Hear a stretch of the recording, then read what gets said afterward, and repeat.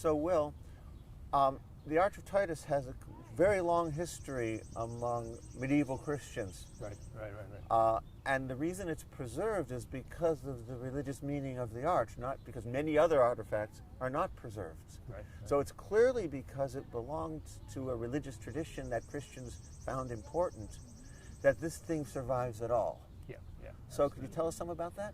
Yeah, I think so. I mean, I think all medieval Christians knew that the temple was destroyed by the armies of Titus, and that in some way, and people differed about exactly how, but in some way, central artifacts of Judaism were brought to Rome and lay behind the development of Christianity in Rome. And on the Arch of Titus, we can see the Menorah unambiguously. Which we know was brought to Rome.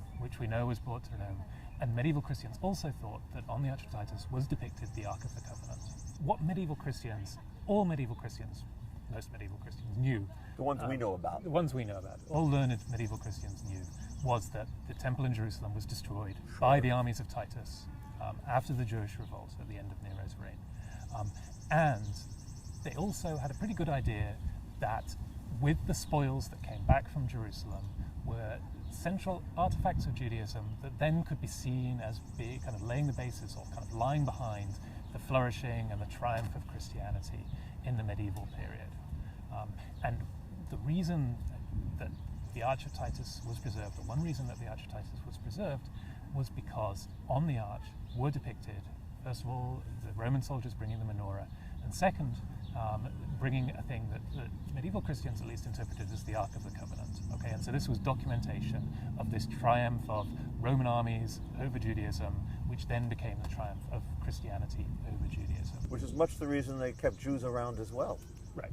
To talk about the truth of the church through those who continue to suffer for not believing. Yeah, and so in the medieval period, they don't call it the Arch of Titus, they call it the Arch of the Seven Lights, referring to the branches of the Menorah and seeing it as a sort of candlestick that they're taking over. Which is even more astonishing because it says right on the arch that it belongs to Titus. They are making a clear decision. Yes, absolutely.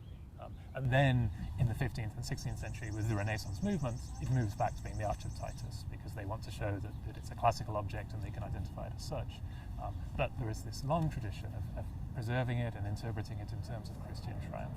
And so the Romans who are carrying the menorah and the table are in a sense baptized. They're the church bringing the materials to Rome for the church. I think so, yes.